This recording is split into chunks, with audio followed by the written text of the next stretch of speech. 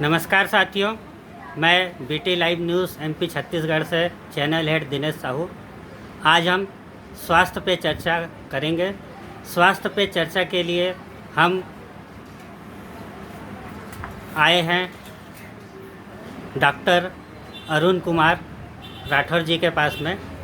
हम ये चर्चा करेंगे कोरोना महामारी जो पूरे विश्व में फैली उसको लेकर और महामारी के हटने के बाद में जो हमारा भोपाल शहर का स्वास्थ्य है वो भी कैसा है, उसमें कैसा सुधार आएगा और इनके पास में किस तरह के मजदूर आ रहे हैं। तो डॉक्टर साहब, आपसे पहला सवाल ये है कि मार्च 2020 से हमारे यहाँ पे कोरोना जैसी वैश्विक महामारी आई जिसने देश की अर्थव्यवस्था के साथ साथ कई लोगों के जान भी लिए और कई लोग बीमारी से ग्रसित हुए, कई लोग स्वस्थ भी हुए। तो आप कैसा महसूस करते हैं कि इस कोरोना महामारी में हमने क्या खोया है और जनता को क्या सावधानी रखना चाहिए? कोरोना एक ऐसी महामारी जो अभी आई थी, इसके पहले विश्व में शायद मुझे ये है कि ग्लोबल बीमारी थी। ये डिसीज़ थी, ग्लोबल हुई है, क्योंकि ज़्यादातर कोई भी डिसीज़ अभी तक आई है ग्लोबल में बहुत ही कम रेयर केस में आई है। पर ये डिसीज़ एक ग्लोबल वार्मिंग टाइप की आई है, जैसे ग्लोबल जैसे आती है पूरी दुनिया में आती है, इस तरीके का ही है। हालांकि कहा गया है चीन से आई है, ऐसा कुछ है उसमें। पर वायरल जो अपने इंडिया में आया था, इंडिया में जो उसका डीएनए टाइप था ना, वो थोड़ा कम हो पाएगा। और ये प्रॉफिट अपने यहाँ इंडिया में आने से पहले ये प्रॉफिट सबसे अच्छा मिला है कि इंडिया में आया था, उसके पहले वो चीन में होके आया ये आया, तो उसके लोग यहाँ से अपन समझ चुके थे इसको कि भाई कोरोना से क्या होता है, क्या नहीं होता, क्या प्रिकॉशन रखता है। आधा तो अपन लोगों ने वो समझ लिया था। थोड़ा इसका अपन लोगों को थोड़ा फ़ायदा मिला है कोरोना का। इसमें फ़ायदा मिलने से क्या है, थोड़ा प्रिकॉशन पहले से रखने लगे थे। फिर लॉकडाउन होना बहुत अच्छी बात थी, क्योंकि कोई वायरस का होता है कंटेमिनेटेड होता है, एक से दूसरे में फैलता चला जाता है। पर ये पहला जो लॉकडाउन हुआ था अपने इंडिया में, पहला लॉकडाउन का मतलब ये रखा गया था, वो चीज़ जो एक से दूसरे में टच होकर फैलती स्प्रेड हो रही थी। अगर बीच में अगर कोई एक दूसरे टच ना हो तो फैले नहीं, कोई चीज़ अगर टच नहीं हो तो एक दूसरे फैले नहीं है। पर अपने इंडिया के हिसाब से थोड़ा वैसा, हालांकि अच्छा करा था मोदी जी ने, वो तो एक तरह का देखा जाए तो कि भी सबसे अच्छा था फैलने वाली कब कर, पर लोग उतना नहीं प्रिकॉशन रख पाए। पर यह तो भी काफ़ी हद तक रोकने में लोग कंट्रोल रहे हैं। और वायरस तो हर एक में आता है। वायरस एक सबसे पहले वायरस का एक कैरेक्टर होता है, कोई भी वायरस आता है तो रेस्पिरेटरी ट्रैक्ट पे, अपने ऊपर अपर रेस्पिरेटरी ट्रैक्ट बोलते हैं, मतलब फेफड़े हुए, अपने लंग्स हुए, ये सब, मतलब इसमें बहुत जल्दी इनका वो होता है इन्फेक्शन। कोई भी वायरस हो, वायरस का पहला अटैक ये लंग्स में होता है।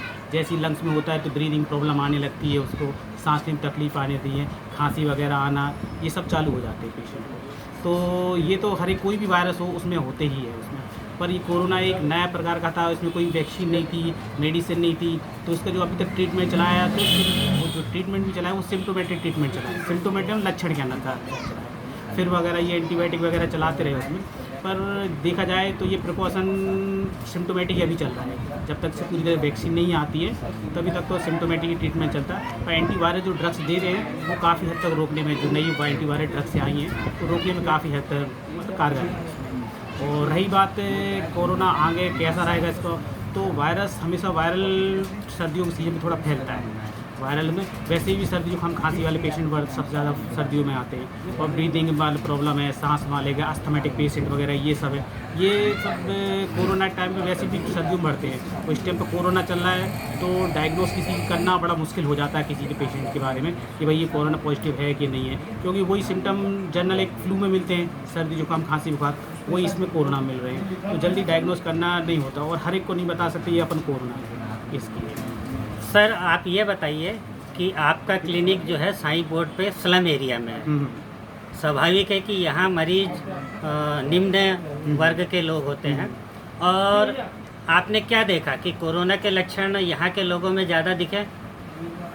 हाँ, कोरोना तो लक्षण लगभग ऐसा उसने कोई भेदभाव नहीं रखा कोरोना कि स्लम है और इसलिए कोरोना ना हो, या फिर हाई जो ग्रेड के लोग रहते हैं उन लोग में कोरोना है, और ऐसा कुछ नहीं। कोरोना लगभग सभी लोगों में सेम रहा है, और अगर किसी एरिया में कोरोना मिला है तो एक दूसरे से फैलता हुआ चला गया उसमें, क्योंकि एक दूसरे टच रखना है, ज़्यादा सोशल डिस्टेंसिंग नहीं रखना, उन मास्क नहीं लगाना, एक दूसरे प्रिकॉशन नहीं रखना है, तो वो फैलता जाता। तो इससे का ऐसा मतलब नहीं था कि अपन सोचे ये इस्लाम एरिया है तो यहाँ पर कोरोना है, या फिर कोई अच्छी जब फैमिली के रहते हैं यहाँ पर वहाँ कोरोना नहीं है। तो कोरोना तो लगभग सभी जगह रहा है उसमें।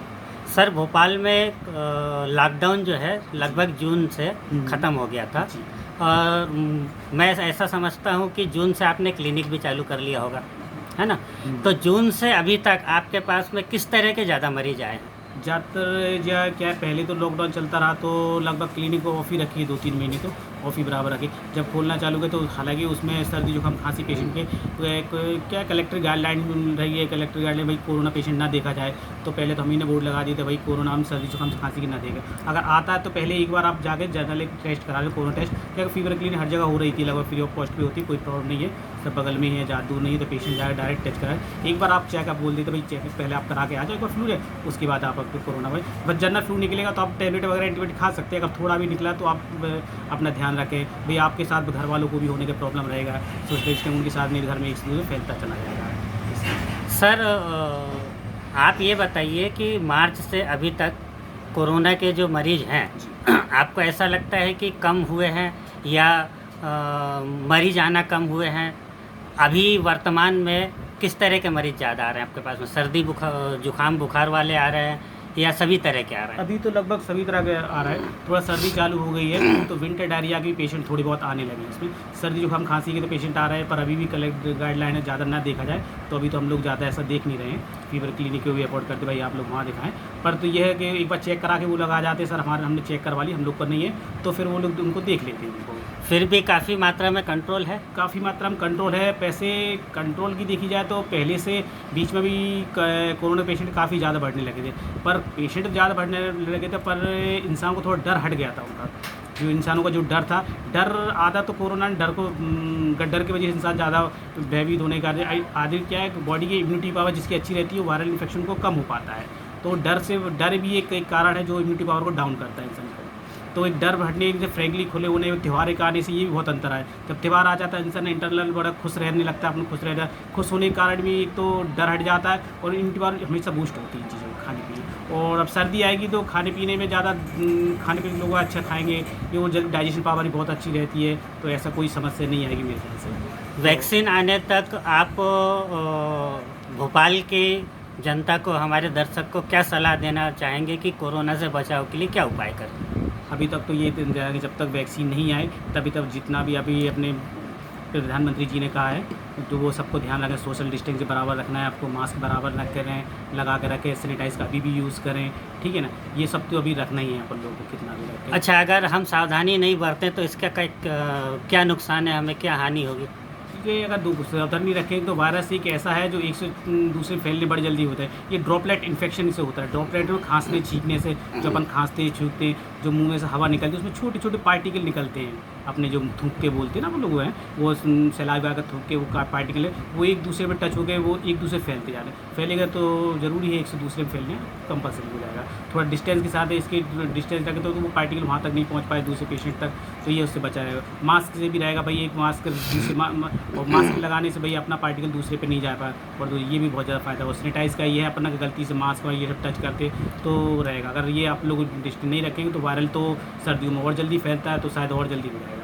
और क्योंकि दूसरी बात क्या है, अब दिवाली का टाइम आने वाला है, त्यौहार का टाइम आने वाला है, त्यौहार में आदमी सोशल डिस्टेंस कम रख पा रहा है, इसलिए तो ये बहुत ज़रूरी है। ये ज़रा अच्छा है, त्यौहार मनाओ बढ़िया तरीके से, पर सोशल डिस्टेंस में बहुत जरूर ध्यान रखें, प्रिकॉशन बहुत ही जरूरी है। धन्यवाद सर आपका हमारे इस न्यूज़ चैनल में स्वास्थ्य चर्चा पर शामिल होने के लिए। तो साथियों, अभी हमें डॉक्टर साहब ने ये बताया कि हमें कोरोना से बचाव के लिए क्या क्या सावधानी रखना चाहिए। मैं तो कहता हूँ कोरोना ही क्यों, और तरह की जो बीमारियाँ होती उसको भी बचाने के लिए हमें क्या क्या सावधानी रखना चाहिए, वो सब डॉक्टर साहब ने बताया है। तो साथियों, आपको अगर हमारा न्यूज़ ये पसंद आया होगा तो इसको लाइक, शेयर और सब्सक्राइब ज़रूर करें। धन्यवाद।